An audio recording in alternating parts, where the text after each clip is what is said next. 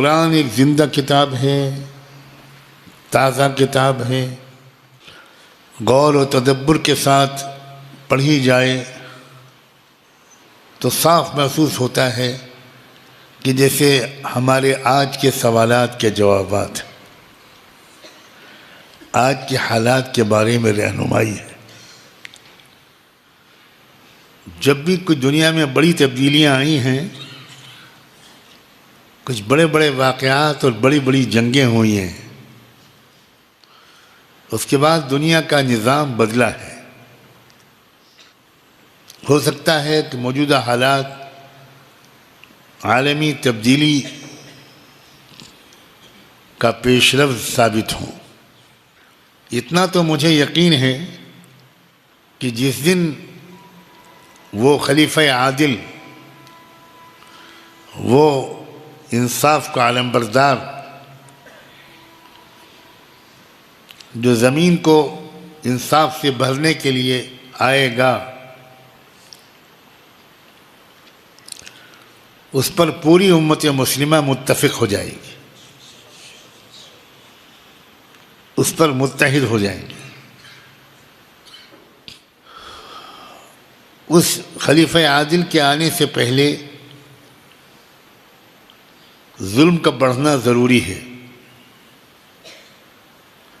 اتنا بڑھے گا ظلم، اتنا بڑھنا ضروری ہے کہ پوری زمین ظلم سے بھر جائے گی۔ یہ معمولی لفظ نہیں ہے جو حضرت صلی اللہ علیہ وآلہ وسلم کی زبان سے نکلا۔ تو جیسے جیسے ظلم زمین پر بڑھ رہا ہے، ویسے ویسے اس خلیفہ عادل کی آمد کا وقت قریب آ رہا ہے۔ سمجھدار لوگوں کو اپنے آپ کو اس لائق بنانا ہے کہ اگر ان کی زندگی میں خلیفہ عادل سامنے آ جائیں تو وہ بھی ان کے مددگاروں اور خادموں میں قبول ہو جائیں۔ ادھر ادھر کی بحثوں میں، اختلافی باتوں میں وقت بہت ضائع کرتے ہیں لوگ۔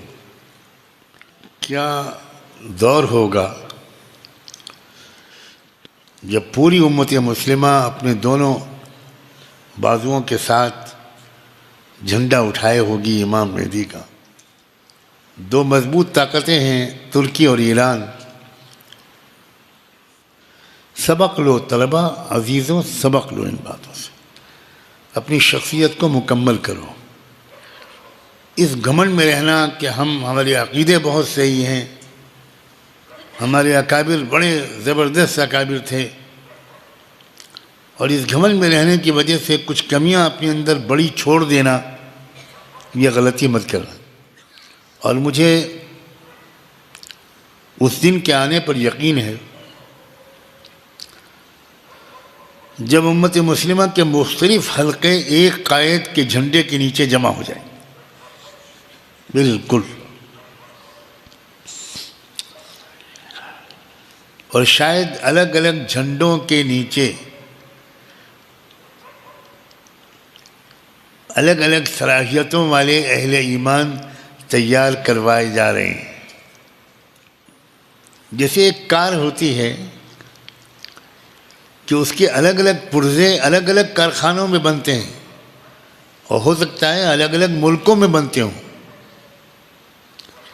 گیئر باکس کہیں بنتا ہے، بریک کہیں بنتے ہیں، اسٹیئرنگ کہیں بنتا ہے، ہارن کہیں بنتا ہے، سیٹیں کہیں بنتی ہیں، باڈی کہیں بنتی ہے، ٹائر کہیں بنتے ہیں۔ اس کے بعد ایک کمپنی اس کو خرید لیتی ہے، اور وہ ان سارے الگ الگ پرزوں کو اسمبل کر کے ایک کار بنا دیتی ہے۔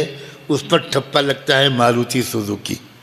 حالانکہ گیئر باکس ماروتی نے نہیں بنایا، بریک ماروتی نے نہیں بنایا، لیکن مختلف پرزوں کو جوڑنے والی کمپنی کا ٹھپا لگ گیا۔ امام مہدی وہ قائد ہوں گے جو امت مسلمہ کی مختلف جماعتوں، مختلف مسلکوں، مختلف حلقوں کے اندر کے تیار شدہ پرزوں کو اکٹھا کر کے وہ ایک گاڑی بنا دیں گے، اور اس پر ٹھپا لگے گا امام مہدی کا۔ اس لیے یہ احساس کہ ہمارا حلقہ حق پر ہے، باقی سب جہنمی ہے، یہ قابل اصلاح ہے۔ ہاں، کچھ ضروریات دین ہیں، کچھ امہات العقائد ہیں، ان کے سلسلے میں ہمیں کوئی بھی ابہام نہیں ہونا چاہیے۔ اگر کوئی کہتا ہے کہ یہ ہمارا عقیدہ نہیں ہے، جو آپ ہماری طرف منسوب کر رہے ہیں، یہ ہوگا کسی زمانے میں کسی کا عقیدہ، ہمارا عقیدہ یہ نہیں ہے، تو ہمیں اطمینان کر لینے کے بعد اس کی بات کو مان لینا چاہیے، کیونکہ اسلام یہ سکھاتا ہے کہ آپ حکم دیں گے ظاہر پر، اس کے دل کے اندر کیا ہے یہ اللہ پہ چھوڑیے، یہ آپ کا کام نہیں ہے۔ اگر کوئی یہ کہتا ہے کہ ہمارے عقیدے یہ نہیں ہیں، تو ہم یہ کہتے ہیں ہم مانتے ہیں کہ آپ کے یہ عقیدے نہیں ہیں، اور دعا کرتے ہیں کہ خدا کرے کسی کے نہ ہوں۔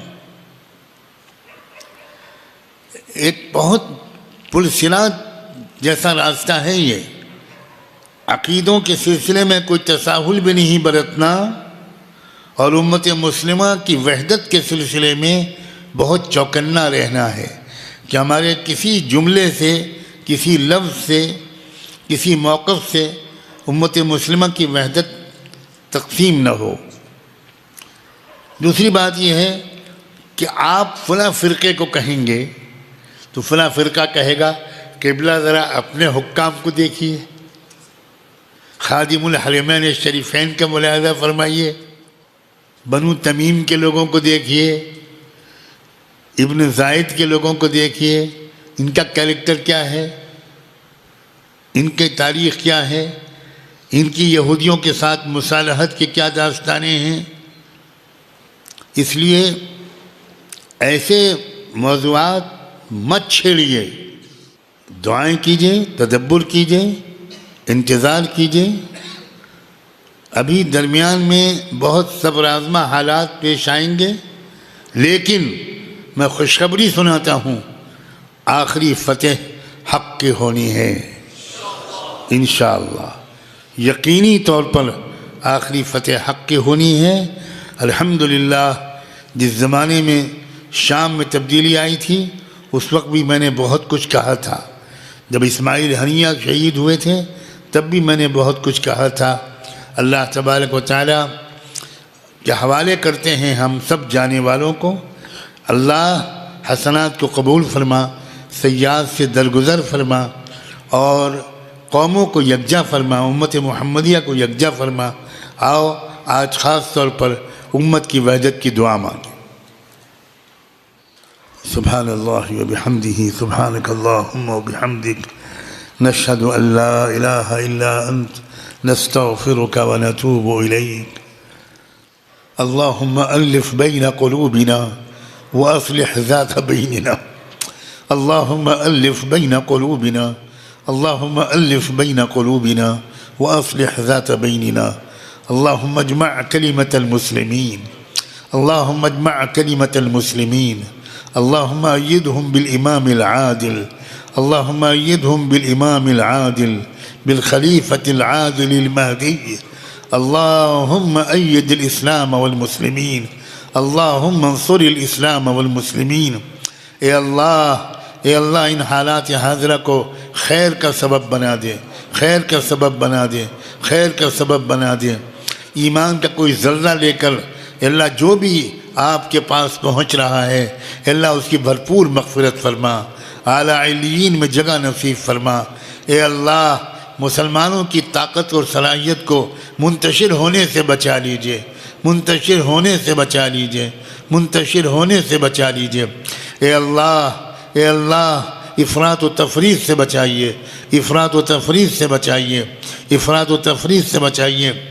جیسے اسلام کے دشمن ہو گئے ہیں اسی طرح اے اللہ امت مسلمہ کو متحد کر دیجئے، امت مسلمہ کو متحد کر دیجئے، حق پر جمع کر دیجئے، عدل پر جمع کر دیجئے، جہاد پر جمع کر دیجئے، دعوت پر جمع کر دیجئے، کلمہ توحید پر جمع کر دیجئے، ایمان بالرسالت پر جمع کر دیجئے، ایمان بالقرآن پر جمع کر دیجئے، اور جو غلطیاں کسی صدی میں کبھی بھی کسی فرقے سے ہوئیں، اب ان کا ہم کو وارث نہ بنا، اب ان کا ہم کو وارث نہ بنا، ان غلطیوں کا حامل نہ بنا، ان غلطیوں کا ناقل نہ بنا۔